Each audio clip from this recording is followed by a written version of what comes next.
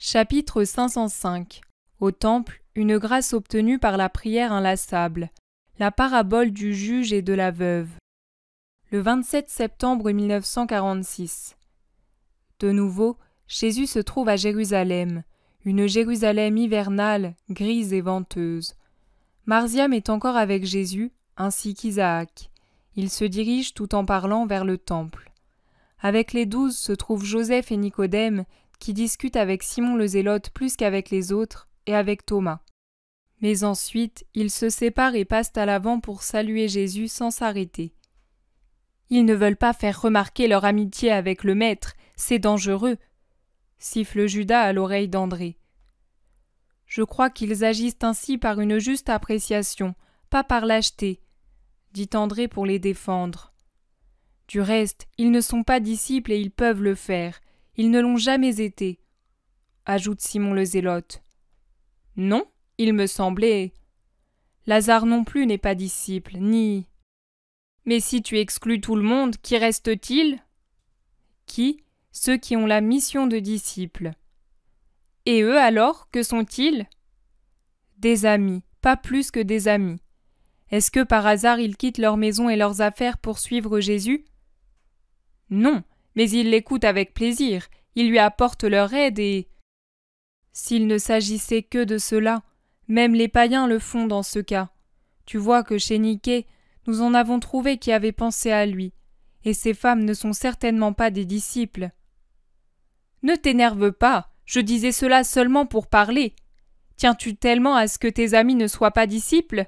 Tu devrais vouloir le contraire, me semble-t-il. Je ne m'énerve pas et je ne veux rien, pas même que tu leur fasses du mal en disant qu'ils sont ses disciples. Mais à qui veux-tu que je le dise? Je suis toujours avec vous. Simon le Zélote le regarde si sévèrement que le sourire se fige sur les lèvres de Judas. Il lui semble opportun de changer de sujet de conversation et il demande « Que voulaient aujourd'hui ces deux hommes qui discutaient ainsi avec vous ?» Ils ont trouvé une maison pour Niké du côté des jardins près de la porte.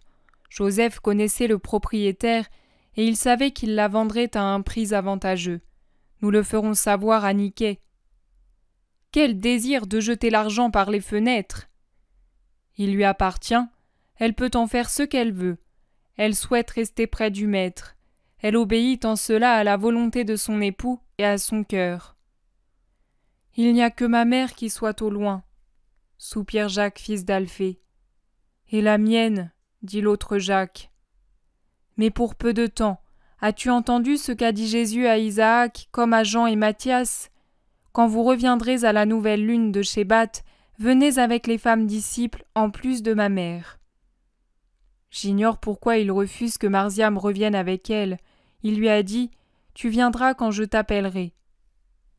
Peut-être pour que Porphyrée ne reste pas sans aide. Si personne ne pêche là-bas, on ne mange pas. Si nous n'y allons pas, Marziam doit s'en charger. Le figuier, le rucher, quelques oliviers et 2 brebis ne suffisent évidemment pas à entretenir une femme, à la vêtir, à la nourrir, remarque André. Jésus, arrêté contre le mur d'enceinte du temple, les regarde venir. Il est en compagnie de Pierre, de Marziam et de Jude. Des pauvres se lèvent de leurs grabats de pierre placés sur le chemin qui mène au temple, celui qui va de Sion vers le mont Moria, non celui qui va de l'Ophel au temple, et ils se dirigent vers Jésus en se lamentant pour lui demander une obole. Aucun ne demande la guérison. Jésus ordonne à Judas de leur donner de l'argent, puis il entre dans le temple. Il n'y a guère foule. Après la grande affluence des fêtes, les pèlerins sont rares. Seuls ceux qui sont obligés de venir à Jérusalem pour quelques affaires importantes ou ceux qui habitent dans la ville elle-même montent au temple. Aussi, les cours et les portiques, sans être déserts, sont-ils beaucoup moins fréquentés et semblent plus vastes, et aussi plus sacrés parce que moins bruyants. Même les changeurs et les marchands de colombes et d'autres animaux sont moins nombreux, adossés au mur du côté du soleil, un soleil blafard qui se ferait un chemin à travers les nuages gris.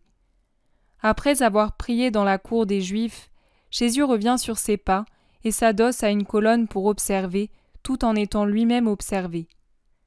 Il voit revenir, certainement de la cour des Hébreux, un homme et une femme qui, sans pleurer ouvertement, montrent un visage plus douloureux que des larmes. L'homme essaie de réconforter sa femme, mais on voit que lui aussi est très affligé. Jésus se détache de la colonne et va à leur rencontre. « De quoi souffrez-vous » demande-t-il avec pitié. L'homme le regarde, étonné de cet intérêt qui peut-être lui semble indélicat. Mais le regard de Jésus est si doux qu'il en est désarmé. Pourtant, avant de parler de sa douleur, il demande « Comment donc un rabbi s'intéresse-t-il aux souffrances d'un simple fidèle ?»« Parce que le rabbi est ton frère, ô homme, ton frère dans le Seigneur, et il t'aime comme le commandement le requiert. »« Ton frère, je suis un pauvre cultivateur de la plaine de Saron, vers Dora. Toi, tu es un rabbi. » La souffrance concerne les rabbis comme tout le monde. Je sais ce qu'elle est, et je voudrais te consoler. La femme écarte un instant son voile pour regarder Jésus et murmure à son mari. « Dis-le lui, peut-être pourra-t-il nous aider. »« Rabbi, nous avions une fille. Nous l'avons pour le moment, nous l'avons encore. Et nous l'avons mariée honorablement à un jeune homme qu'un ami commun nous garantissait devoir être un bon mari. Ils sont mariés depuis 6 ans, et ils ont eu 2 enfants de leur mariage. 2, car après l'amour a cessé, au point que maintenant l'époux veut le divorce. Notre fille pleure et se consume, et c'est pour cela que nous t'avons dit que nous l'avions encore, car d'ici peu, elle mourra de chagrin. Nous avons tout tenté pour convaincre l'homme, et nous avons tant prié le Très-Haut. Mais aucun des 2 ne nous a écoutés. Nous sommes venus ici en pèlerinage pour cela, et nous y sommes restés toute une lune. Tous les jours au temple, moi à ma place, elle à la sienne. Ce matin, un serviteur de ma fille est venu nous apprendre que l'époux s'est rendu à Césarée pour lui envoyer de là le libelle de divorce. Voilà la réponse à nos prières. « Ne parle pas ainsi, Jacques, » supplie sa femme à voix basse avant de poursuivre. « Le rabbi nous maudira comme blasphémateurs et Dieu nous punira. C'est notre peine, elle vient de Dieu, et s'il nous a frappés, c'est signe que nous l'avons mérité. » Achève-t-elle dans un sanglot.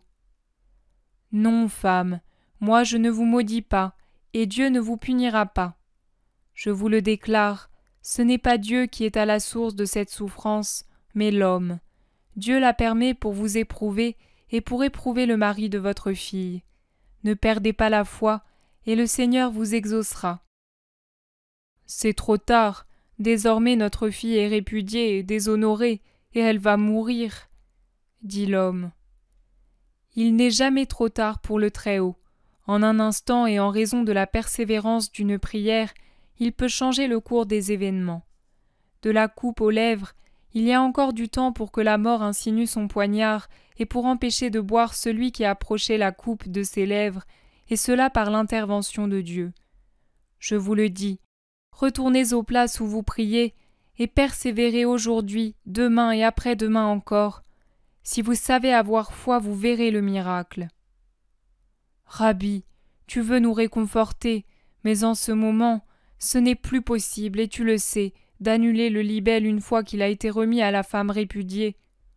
Insiste l'homme. Et foi, te dis-je, il est vrai qu'on ne peut l'annuler. Mais sais-tu si ta fille l'a reçu ? De Dora à Césarée, le chemin n'est pas bien long. Pendant que le serviteur arrivait ici, Jacob est certainement revenu à la maison et il a chassé Marie. Le trajet n'est pas long, mais es-tu certain qu'il l'ait accompli ? Une volonté supérieure à celle de l'homme ne peut-elle avoir arrêté un homme si Josué, avec l'aide de Dieu, a arrêté le soleil ? Votre prière persévérante et confiante, faite dans une bonne intention, n'est-elle pas un désir saint opposé à la volonté mauvaise de l'homme ? Et puisque vous demandez quelque chose de bon à votre Père, ne vous aidera-t-il pas pour arrêter la marche d'un fou ? Ne vous aura-t-il pas déjà aidé ? Et même si l'homme s'obstinait encore à avancer, le pourrait-il si vous vous obstinez à demander au Père une chose juste ? Je vous le dis, allez et priez aujourd'hui, demain et après-demain, et vous verrez le miracle. Oh, allons-y, Jacques, le rabbi sait, s'il dit de prier, c'est signe qu'il sait que la chose est juste. Et foi, mon époux, je sens une grande paix, une forte espérance qui se lève là où j'éprouvais tant de douleur. Que Dieu te récompense, Rabbi, toi qui es bon, et qu'il t'écoute. Prie pour nous, toi aussi. Viens, Jacques, viens. Elle réussit à convaincre son mari, qui la suit après avoir adressé à Jésus la salutation habituelle des Hébreux, que la paix soit avec toi, à laquelle Jésus répond par la même formule. Pourquoi ne leur as-tu pas révélé qui tu es? Ils auraient prié avec plus de paix, disent les apôtres. Et Philippe ajoute: Je vais le leur dire. Mais Jésus le retient. Je ne veux pas. Ils auraient en effet prié avec paix, mais avec moins de valeur, avec moins de mérite. Ainsi leur foi est parfaite et sera récompensée. Réellement? Voulez-vous que je mente en trompant deux malheureux? Il regarde la foule qui s'est rassemblée, une centaine de personnes, et reprend. Écoutez cette parabole qui vous apprendra la valeur de la prière constante. Vous savez ce que dit le Deutéronome au sujet des juges et des magistrats.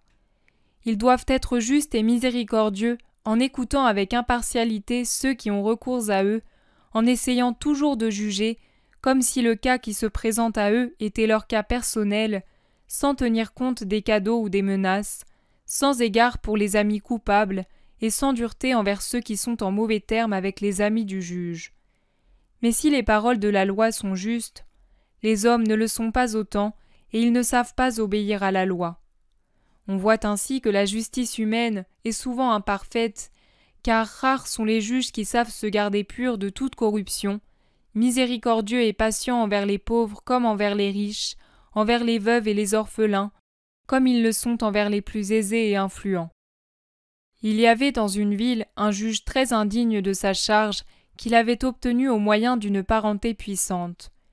Il jugeait de façon très partiale, car il était toujours porté à donner raison aux riches et aux puissants, ou aux personnes que ceux-ci lui recommandaient, ou bien à ceux qui l'achetaient en lui offrant de grands cadeaux. Il ne craignait pas Dieu et se riait des plaintes des pauvres et de ceux qui étaient faibles, parce qu'ils étaient seuls et privés de puissants défenseurs. Quand il ne voulait pas écouter quelqu'un qui avait des raisons évidentes de l'emporter sur un riche et auquel il ne pouvait donner tort d'aucune manière, il le faisait chasser de sa présence en le menaçant de le jeter en prison. Et la plupart subissaient ces violences en se retirant, vaincus et résignés à leur défaite, ayant même le début du procès. Mais dans cette ville, il y avait aussi une veuve chargée d'enfants. Elle devait recevoir une forte somme d'un homme puissant pour des travaux exécutés par son défunt mari pour lui.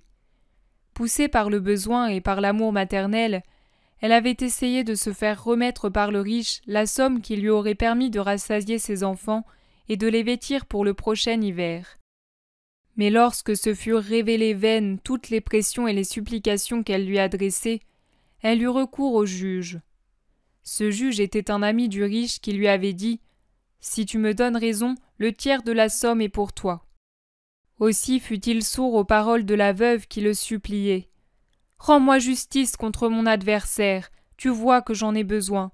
Tout le monde peut te dire que j'ai droit à cette somme. » Il alla jusqu'à la faire chasser par ses commis.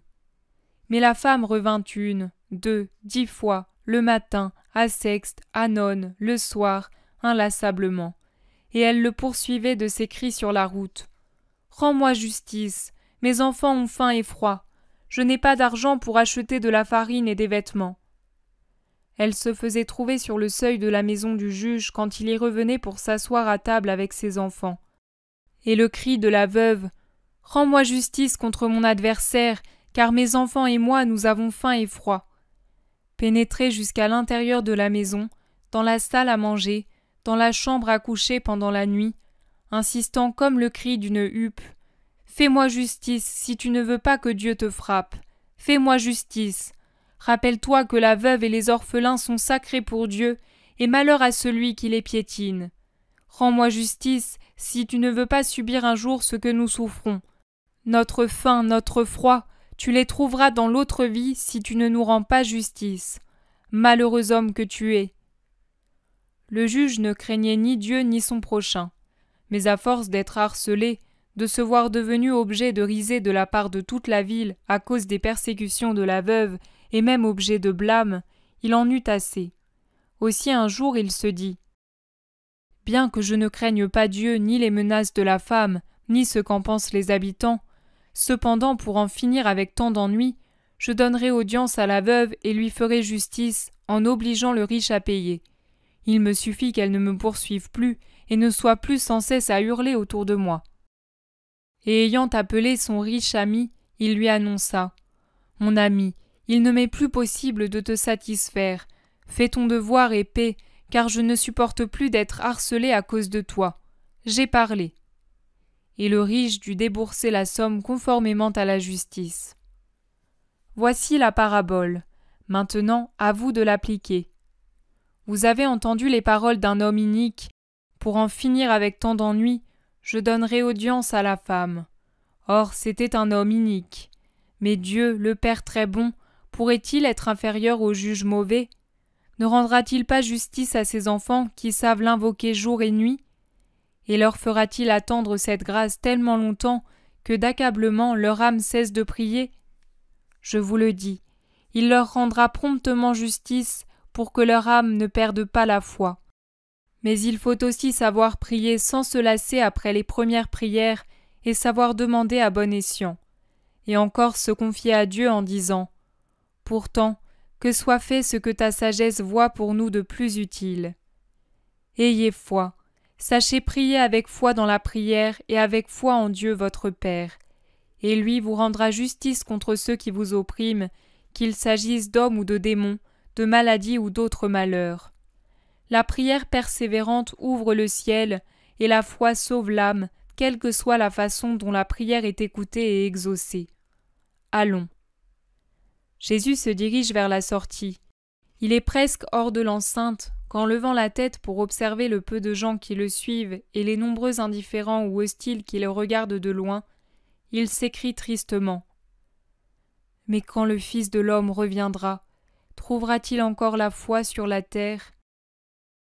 Et avec un soupir, il s'enveloppe plus étroitement dans son manteau pour s'acheminer à grands pas vers le faubourg d'Ophel.